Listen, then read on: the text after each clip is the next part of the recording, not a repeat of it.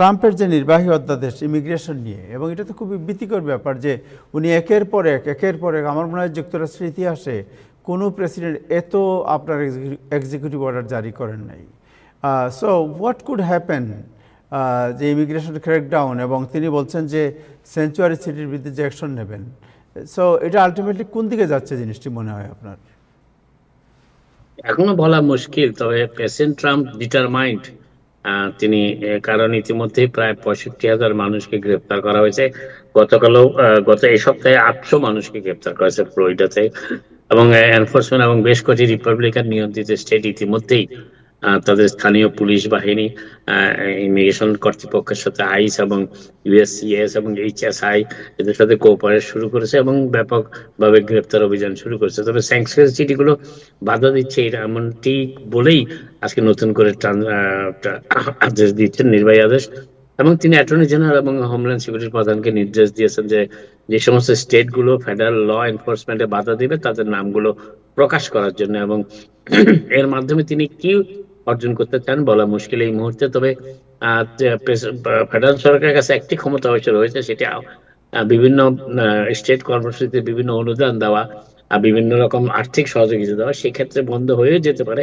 এবং ইতিমধ্যেই ক্যালিফোর্নিয়ার গভর্নর বলেছেন যে ট্রাম্প প্রশাসনের বিভিন্ন, তার ভাষায়, বিমাতাসুলভ আচরণ কারণে ক্যালিফোর্নিয়ার অর্থনীতি ক্ষতিগ্রস্ত হচ্ছে।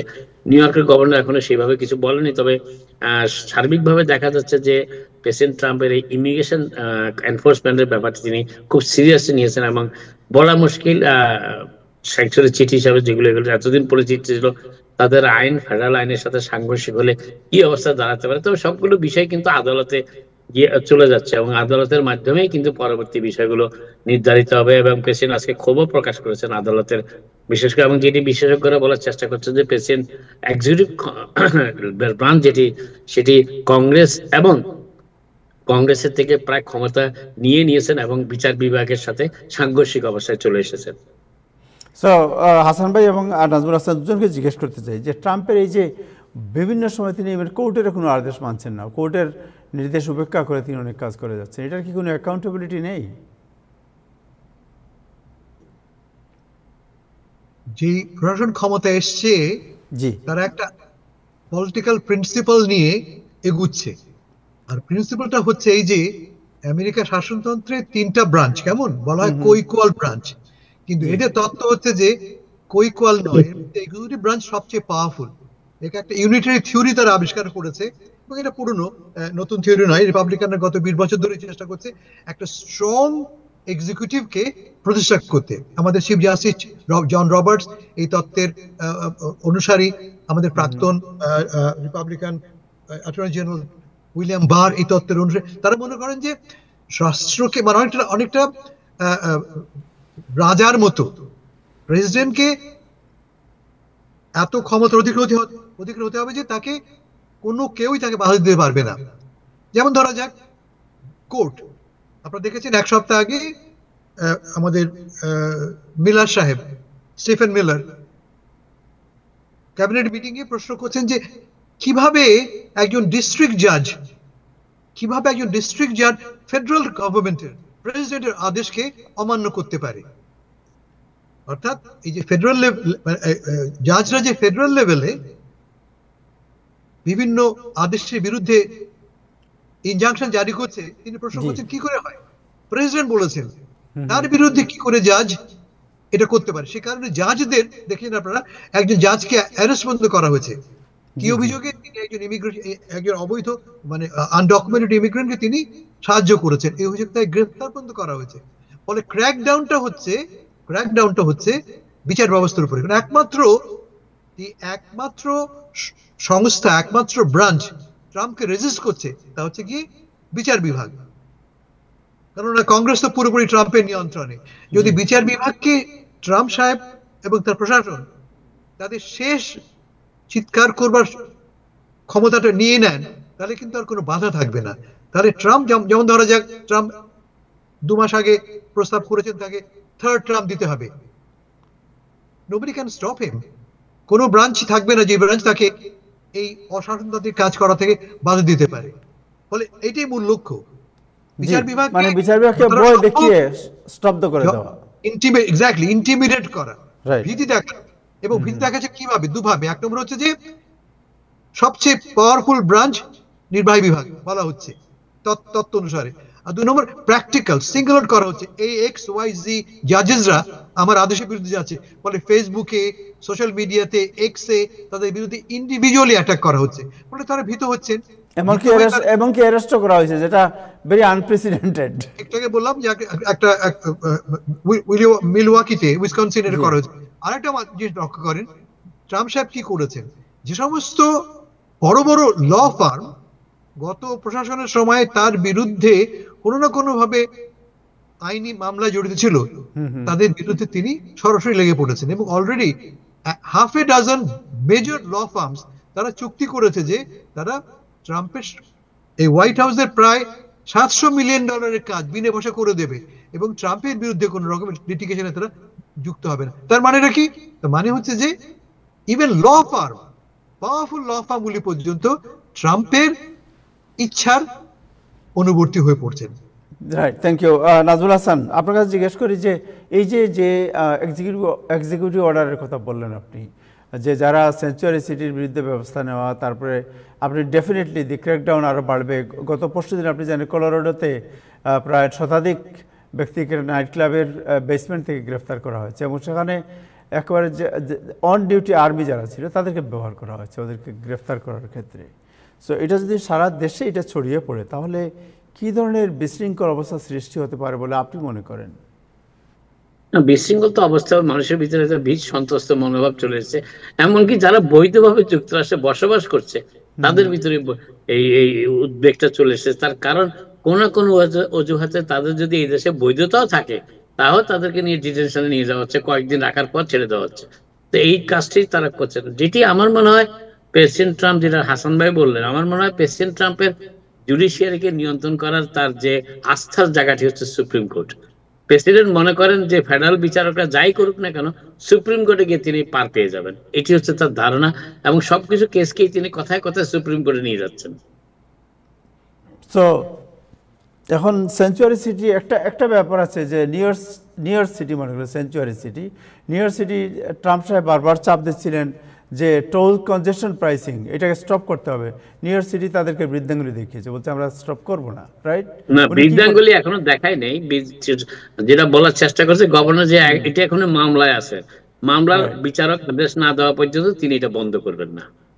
সো আলটিমেটলি তো তাদের কথা তো শুনছেন না, ওনার কথা তো শুনছেন না। ট্রাম্প সাহেব তো অলমোস্ট গভর্নরকে ডেকে নিয়েছিলেন হোয়াইট হাউসে এটার স্টপ করানোর জন্য, বাট তারা বলছে না আমরা তো এটা, যেমন গভর্নর এখনো গভর্নর হুকুমের কাছে তো একটা লিগ্যাল এভিনিউ খোলা আছে, তিনি সেটি ব্যবহার করতেন না। তার ব্যাপারটা তা নয়, কিন্তু ব্যাপারটা হচ্ছে এরকম যে প্রেসিডেন্টের হাতে ক্ষমতা আছে ফেডারেল ফান্ড বন্ধ করে দেওয়া।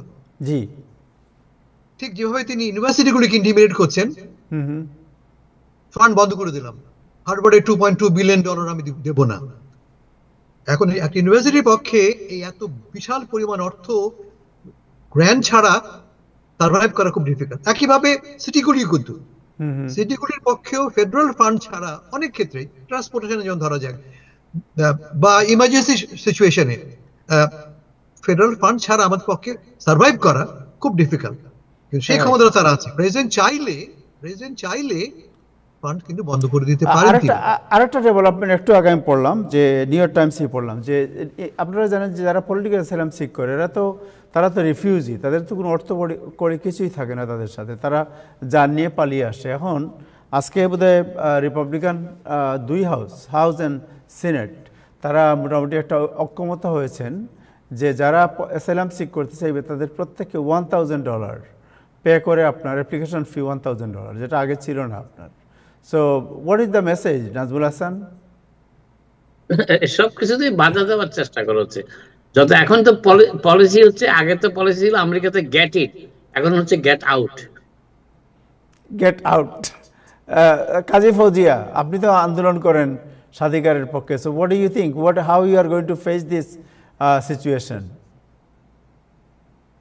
দেখেন, ট্রাম্প যেই এজেন্ডা নিয়ে এবার পাওয়ারে এসেছে সেটা হলো সেই আমেরিকাকে হোয়াইট বানাবে। আর এই হোয়াইট বানাইতে গেলে আমাদের কালোদেরকে, ব্রাউনদেরকে, ইমিগ্রেন্টদেরকে বের করে দিতে হবে। এখন যেই পরিমাণ সে বের করার প্রমিস করছে 100 দিনে, সেই পরিমাণ সে বের করতে পারেনি। সো আজকে তার 100 দিন পুরা হওয়াতে সে তো কালকে পুরো হবে, আজকে 99 দিন। জি, এখন 100 দিন পুরা হওয়াতে সে তার অনুসারীদেরকে সন্তুষ্ট রাখার জন্য অনেকগুলো এক্সিকিউটিভ অর্ডার সাইন করেছে। সে বুঝাতে চাচ্ছে হোয়াইটদেরকে, এক্সট্রিম হোয়াইটদেরকে, যে আমি আমার কাজ করতেছি। কিন্তু আপনারা যদি দেখেন যে কোর্টগুলোতে এখনো প্রচুর রায় দিচ্ছে যেগুলো জনগণের পক্ষে। যেটা একটু আগে হাসান ফেরদৌস ভাই বললেন, একজন জজ অ্যারেস্ট হয়ে গেছে, সে কতটা রিস্ক নিয়েছে একটা মাত্র ইমিগ্রেন্টকে বাঁচাইতে গিয়ে সে নিজে অ্যারেস্ট হয়ে গেছে। পুরা দেশে প্রচুর লোক রিজাইন করতেছে বিভিন্ন কিছুর প্রতিবাদে। এখনো সিভিল লিবার্টি, যেটা আপনার জনগণের যে কনস্টিটিউশন রাইট, যেটা সেটা প্র্যাকটিস করার জন্য প্রচুর লোক ত্যাগ স্বীকার করতেছে। কিন্তু আপনারা যেটা বারবার বলতেছেন সেঞ্চুয়ারি সিটি, ট্রাম্পের এই আমলে সেঞ্চুয়ারি সিটি বলে আর কিছু নাই। নিউ ইয়র্কের এখন সব জায়গাতে আইস প্রবেশ করতে পারবে, এটা তো অলরেডি সে অর্ডার দিয়েই দিয়েছে অনেক আগে। সেঞ্চুয়ারি সিটি তারা মানবে না। সে তার কাজ হলো সে প্যানিক তৈরি করে, তার কাজই হলো যে সে একটা কিছু করে, একটা কিছু অর্ডার দেয় আর একটা প্যানিক সৃষ্টি করে, যেটা বলতেছে ক্র্যাকডাউন। এই ক্র্যাকডাউন করার জন্য তার হাতে কত লোক আছে। সে এক্স মিলিটারিদেরকে নিয়োগ দিতেছে, সে আইসকে নিয়োগ বাড়াইতেছে, সে আইসের লোকবল বাড়াইছে। তারপরও কতটা লোকবল তার কাছে আছে যে মানুষকে ধরে নিয়ে জেলে ভরবে এবং ফেরত পাঠাবে। এবং জেলে একটা প্রশ্ন করি, দাঁড়ান নাজমুল হাসান, আপনাকে একটা প্রশ্ন করি যে say about president, he is a chief executive of the country, and উনি যখন এক্সিকিউটিভ অর্ডার জারি করেন তখন আপনি আমি হয়তো না শুনতে পারি, বাট তার যে ব্যুরোক্রেসি আছে, দে আর বাউন্ড টু আপনার অবে the instruction order of the chief executive. So আপনি কি মনে করেন না যে কালকে থেকে বা পরশু থেকে বা এই সপ্তাহ থেকেই তার যে নতুন যে এক্সিকিউটিভ অর্ডার এবং যে তার যে নতুন যে নির্দেশ, সেই নির্দেশ পালনে আরও তৎপর হবে আপনার এর সাথে সংশ্লিষ্ট বাহিনী যারা আছে তারা? তাই তো মনে হচ্ছে। এবং যেটা ফৌজি একটু আগে বললেন যে এখন আর স্যাংচুয়ারি সিটি বলে কিছু এখনো থাকছে না, তার কারণটা হচ্ছে যে স্যাংচুয়ারি সিটির জন্য যারা এতদিন এটাকে এনফোর্স করার চেষ্টা করছেন তারাই তো ফেডারেল চাপ, যেটা হাসান ভাই একটু আগে বললেন যে প্রেসিডেন্টের কাছে ক্ষমতা আছে অর্থনীতির মাধ্যমে, মানি স্যাংশনের মাধ্যমে। হ্যাঁ, তো সেই জন্য তো আমার কাছে মনে হচ্ছে যে আপনি আমাদের New York city mayor Eric অ্যাডামসের অবস্থাটাই দেখেন না, কট্টর ডেমোক্রেট থেকে কিভাবে উনি নিজেকে রূপান্তর করলেন। তো এখন এই বিষয়গুলো তো দেখার মতন বিষয়, এগুলো তো ভেবে দেখার মতো বিষয়। সো আমাদের লোকজনের ব্যাপারে, ওকে আপনারা তিনজনই আছেন এই কমিউনিটির সাথে ইনভলভ, এন্ড আপনারা অবজার্ভ করেন what is the, okay wait what is the suggestion, যে আমাদের আসলে ব্যাপার হচ্ছে কি জানেন, সব কিছু হেলায় ফেলায় উপেক্ষা করলেও তো হবে না, আপনাকে সতর্কতাও অবলম্বন করতে হবে। না, কিন্তু তাহের একটা জিনিস আপনারা জানেন, আমরা তো সবাই সংবাদপত্রে পড়ছি, অনেক আমেরিকান নাগরিক আমেরিকার বর্তমান ব্যবস্থার উপর বীতশ্রদ্ধ হয়ে পৃথিবীর বিভিন্ন দেশে চলে যাচ্ছে, এটা তো সব খবর হচ্ছে। অতএব এই বিষয়টা তারা চলে যাচ্ছেন, তাদের একটা অবশ্য আবার প্রবেশ করার একটা সুযোগ আছে, কিন্তু যারা এই দেশে কাগজপত্র হয়নি তাদের তো কাছে তার কোনো অপশন নাই। রাইট না, আমি একটা জিনিস বলবো, দেখেন তাহের ভাই, ক্র্যাকডাউন কথাটা ইউজ করা হয়েছে, এক্সিকিউটিভ অর্ডার কথাটা ইউজ করা হয়েছে, প্রচুর এক্সিকিউটিভ অর্ডার প্রতিদিন হইতেছে, এরকম হইতেছিল।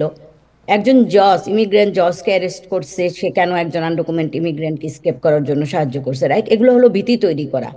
সেঞ্চুয়ারি সিটি মানবে না, রাইকার্স খুলে দিবে, রাইকার্স ইউজ করবে। 25 তারিখের পরে তো রাইকার্স 25 তারিখ পর্যন্ত হল ছিল।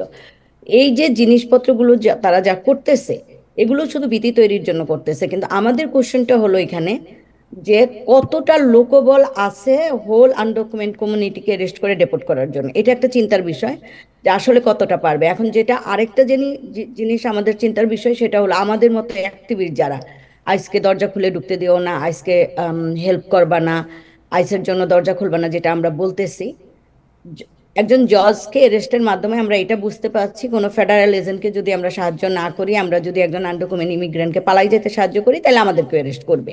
মানে এই যে এগুলা হলো, that's what the executive order is. হ্যাঁ, ভীতি তৈরি করাটা হলো তার কাজ।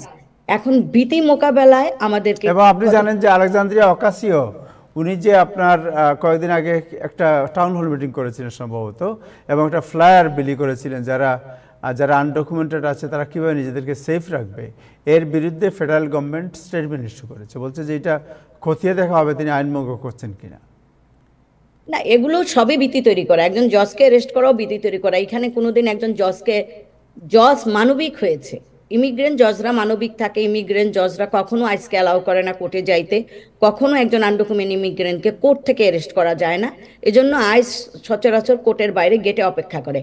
একজন জজকে অ্যারেস্ট করা হলো যে তারা একটা দৃষ্টান্ত স্থাপন করছে কেউ নিরাপদ না, কিন্তু তাই বলে কি আমরা কাজ ছেড়ে দিব? তাই বলে কি আমরা দরজা খুলে দিব? তাই বলে কি আমরা আইসকে ওয়েলকাম জানাবো? মোটেও না, আমরা আমাদের কাজগুলো করতে থাকবো।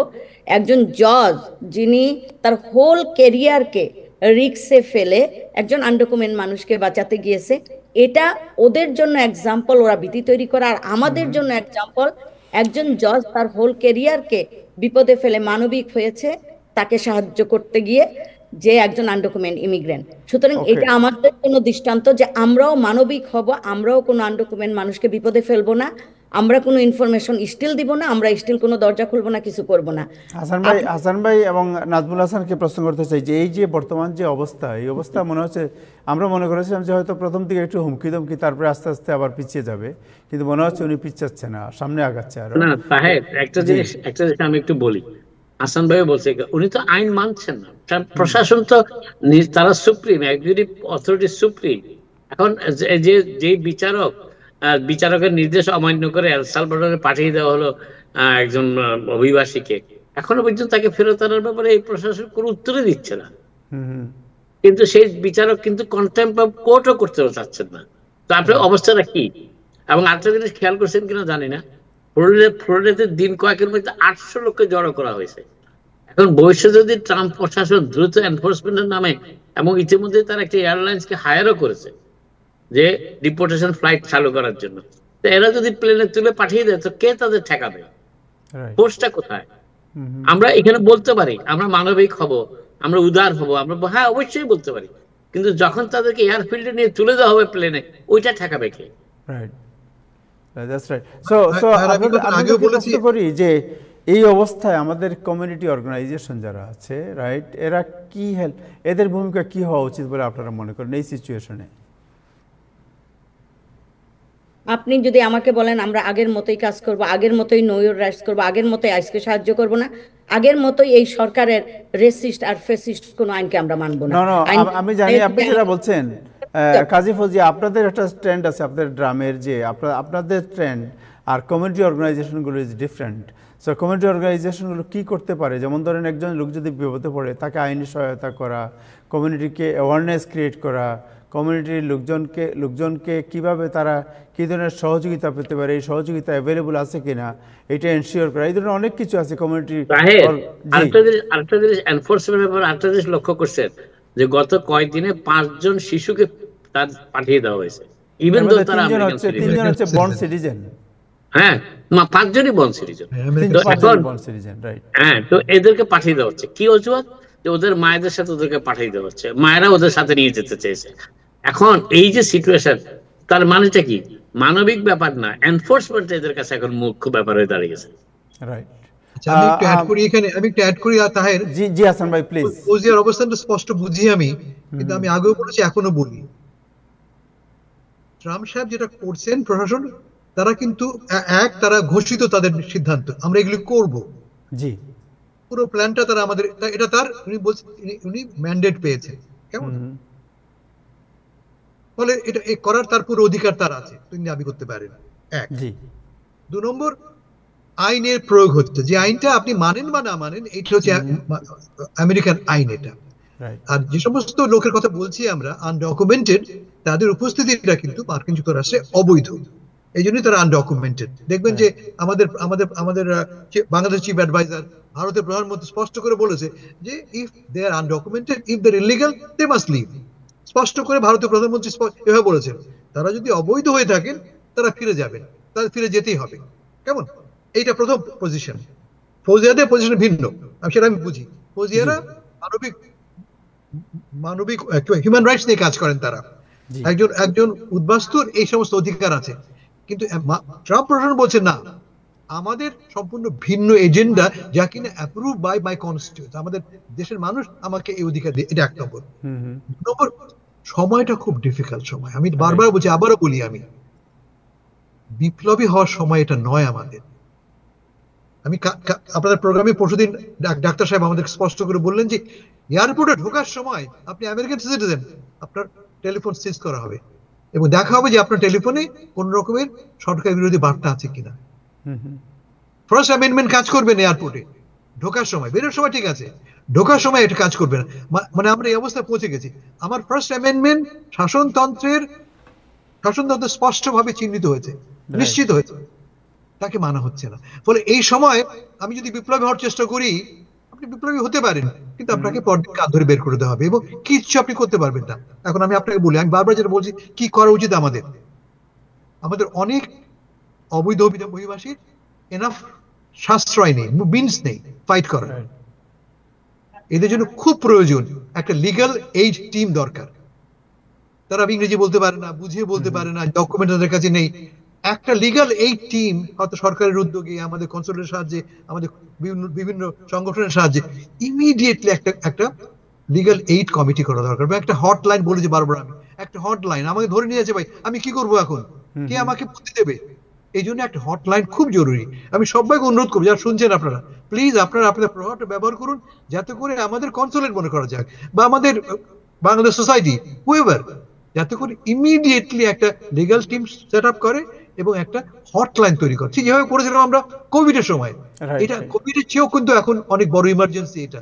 বলে we need help. Thank you so much. Nazmul Hasan অথবা কাজী ফৌজি, আপনারা কি কোনো অ্যাড করবেন এর সাথে কিছু, যে আমাদের কমিউনিটি অর্গানাইজেশনগুলোর করণীয় এই সম্পর্কে এই সময় কি হতে পারে? আমাদের আমি যেই কথাটা বলবো, যে এটা হাসান ভাই, নাজমুল ভাই অনেকবার বলতেছে আপনাদের অনুষ্ঠানগুলোতে, সেটা হলো প্রথম ট্রাম্প আর দ্বিতীয় ট্রাম্প এক জিনিস না। প্রথম ট্রাম্প এসেছিল জাস্ট র্যান্ডমলি একজন ক্রেজি মানুষ পাস করছিল। দ্বিতীয় ট্রাম্প আসছে একটা এজেন্ডা নিয়ে, যে এজেন্ডা হলো প্রজেক্ট 2025, এবং সে তার প্রজেক্ট 2025 এর প্ল্যান ধরে আগাচ্ছে আমেরিকাকে হোয়াইট বানানোর জন্য। আর তার কাছে, যেটা হাসান ভাই বারবার বুঝিয়ে বলে মানুষকে, তার কাছে সুপ্রিম কোর্ট আছে, তার কাছে অ্যাডমিনিস্ট্রেটিভ পাওয়ার আছে, তার কাছে সিনেট আছে, তার কাছে হাউস আছে। সে আমেরিকার যে পিলার, যেটা ক্ষমতার যে পিলারগুলা, সবগুলা তার কাছে আছে। এবং লাইক এটাকে কি বলবো, যে এত এত এত ক্ষমতা নিয়ে আসছে যে তাকে আটকানোর ক্ষমতা কারো নাই। আপনারা দেখতেছেন কোর্ট থেকে বারবার বলার পরেও সে ক্ষমতা বাণী থেকে যাচ্ছে, বারবার আটকানোর পরেও সে কিছু শুনতেছে না, সে বিচার বিভাগকে মানতেছে না। পরশুদিন একটা ইয়েতে দেখা গেল, জরিপে দেখা গেল, তার পলিসিতে লো অ্যাপ্রুভাল আছে আমেরিকানদের, সেটারও দাঁড় ডাকতেছে না, কারণ তার উদ্দেশ্য একদম ক্লিয়ার, সে আমেরিকাকে হোয়াইট বানাবে আর ইমিগ্রেন্টদেরকে বের করে দিবে। এখন ইমিগ্রেন্টদেরকে বের করে দিতে গিয়ে আনডকুমেন্টের সাথে ডকুমেন্টদেরও বের করে দিচ্ছে, সিটিজেনদেরও বের করে দিচ্ছে, আমাদের মতো অ্যাক্টিভিস্টদেরকেও বের করে দিবে। আমরা যারা আমরা বলি আমরা রেডিকাল অর্গানাইজেশন, আপনারা জানেন কিনা জানি না, আমরা ফিলিস্তিনের জন্য কথা বলার কারণে আমাদের 6টা ফান্ড আমরা হারিয়ে ফেলছি টোটালি, কিন্তু আমরা থামিনি, আমরা স্টিল ফিলিস্তিনের জন্য কথা বলি। আমরা আনডকুমেন্টেড, কারণ এটা আমাদের অস্তিত্ব, এইটাই আমাদের কাজ, এইটাই আমাদের আইডেন্টিটি, আমরা করতেই হবে। আমরা আনডকুমেন্ট মানুষের জন্য আওয়াজ তুলবই, লড়াই করেই যাব। কিন্তু যেটা হাসান ফেরদৌস ভাই বললেন, যে একটা মানুষ যখন বিপদে পড়ে, বিপদে সাহায্য করার কেউ নাই এখানে, আমাদের কাছে লিগ্যাল সাহায্য চাইতে আসে, আমরা কতগুলো লিগ্যাল এইড সোসাইটির কল ধরিয়ে দিই, সেই কলগুলো হটলাইন থাকে, সেই হটলাইনগুলোতে আদৌ পায় কি পায় না জানি না। আমাদের ক্ষমতা খুব সীমিত সার্ভিস দেওয়ার ব্যাপারে। আমাদের কমিউনিটি অর্গানাইজেশনগুলোর প্রচুর টাকা, তারা একটা পিকনিক বলেন, একটা পার্টি বলেন, একটা অভিষেক বলেন, একটা বৈশাখ বলেন, আপনি দেখেন বৈশাখ সেলিব্রেশন স্টিল চলছে, আলবেনি পর্যন্ত চলে যাচ্ছে সেলিব্রেশন, বাফেলো পর্যন্ত চলে যাচ্ছে সেলিব্রেশন। এক একটা অনুষ্ঠানের বাজেট $15,000-20,000 করে থাকে, এবং প্রতিটা এইসব সেলিব্রেশনে লয়ারগুলো বড় রকমের ফান্ড দেয় তাদেরকে। কেন? কারণ এই পয়সার লয়ারগুলো ওখান থেকে ক্লায়েন্ট ধরে, নিজেদের লোক ধরে, কোনোদিন তাদের মানবিক চিন্তাটা থাকে না। প্রতিটা লয়ারের কিন্তু একটা প্রোবোনো টাইম সার্ভ করতে হয়। নিউ ইয়র্কের বার লাইসেন্স ধরে রাখতে গেলে তাদেরকে প্রোবোনো টাইম সার্ভ করতে হবে, ফ্রি লোক দেখতে হবে, সেটা কোনোদিনও তারা করে কিনা আমার জানা নাই। এবং তারা শুধু বাণিজ্য করার জন্যই ওখানে গিয়ে টাকা দিয়ে লোক ধরার জন্য, ক্লায়েন্ট ধরার জন্য এগুলো করে। আমাদের সংগঠনগুলো তাদের কাছ থেকে দুহাতে পয়সা নিয়ে অনুষ্ঠান করে, কিন্তু কখনো বলে না যে আচ্ছা আপনি কি আমার সমিতির 10 জন লোককে ফ্রি দেখে দিবেন বিপদ হলে, আপনি কি কমিটেড আমার জন্য? আমাদের কমিউনিটিতে তো লয়ারের কোনো অভাব নাই। আমাদের এই লয়ারগুলোকে এক জায়গায় কোনোদিন বসেছে, কোনোদিন বলেছে যে আমরা 10টা ক্লায়েন্টকে সার্ভ করব বিপদকালীন সময়ে? যেটা হাসান ফেরদৌস ভাই বললেন যে কোভিডকালীন সময়ের মতো আর্জেন্ট রিলিফ সিস্টেম তৈরি করতে ওকে, হবে। সো কাজী আপা, এটা আসলে আসলে এই লয়ারদেরকে কথা কাইটেন না, সেই জিনিসগুলা আপনারাও ঠিক মতন বলতে চান না কেন? কারণ অ্যাডগুলাও আপনাদের ওইসব জায়গা না না, থেকে আসে। এডের ব্যাপার না এটা, না না না না, এখানে এই এটা হাসান ভাই বলছে, সেটা একটু কমন জোর জিনিস দিয়ে আপনি বলেন। বলবেন না, কোনো এডের বিষয় না। বিষয়টা হচ্ছে যে ওকে, সো কমিউনিটি অর্গানাইজেশনটা, লয়ার যারা আছে তারা বিচ্ছিন্ন, তারা যার যার ইন্ডিভিজুয়াল বিজনেস করে। So all community organization like আপনাদের যে সংগঠন আছে বা অন্য যারা আছে, তারা কি গিয়ে বলেছে সব লয়ারদেরকে যে আমরা একটা অর্গানাইজেশন, একটা প্রোগ্রাম করতেছি, আপনারা সব লয়াররা আসেন? তখন কি কেউ বলছে আমরা আসবো না? আমি তাদের পক্ষ বা এইখানে বিজ্ঞাপন না, এত সস্তা কথা বলে লাভ নাই। ব্যাপারটা হচ্ছে যে যে কোনো জিনিস একটা সিস্টেমে, একটা পদ্ধতির মধ্যে তো করতে হবে। লয়ার বলেন, আপনি বলেন, অন্য যারা সব individual, they individual business they have. So আমাদেরকে উদ্যোগ নিয়ে যদি কেউ তখন দেখা যায় সেই উদ্যোগে পার্ট না হয়, তখন আপনি তাকে ব্লেম করতে পারেন, একে তো ব্লেম করতে পারবেন না তাকে। সোসাইটিকে বলতে পারেন একটা লিগ্যাল ক্লিনিক চালু করতে মান্থলি, এখানে তারা আনডকুমেন্ট মানুষকে পরামর্শ দিতে পারবে। তাদের নিজস্ব অফিস আছে, তাদের ক্যাপাসিটি আছে, লয়ারদের সাথে ভালো সম্পর্ক আছে। বাই মান্থ এক একজন লয়ার গিয়ে সার্ভ করবে 10 জন ক্লায়েন্টকে, বা একটা হটলাইনে রেসপন্স করবে, উত্তর দিবে মানুষকে। কঠিন তো কিছু না, লক্ষ লক্ষ টাকা তো তারা অনুষ্ঠানের পিছনে খরচ করতেছে। আমরা তো সেলিব্রেশনে কখনো পয়সা নষ্ট করি না, আমরা তো নন প্রফিট, আমাদের থ্যাংক ইউ। টানা ওয়েট, আমরা একটু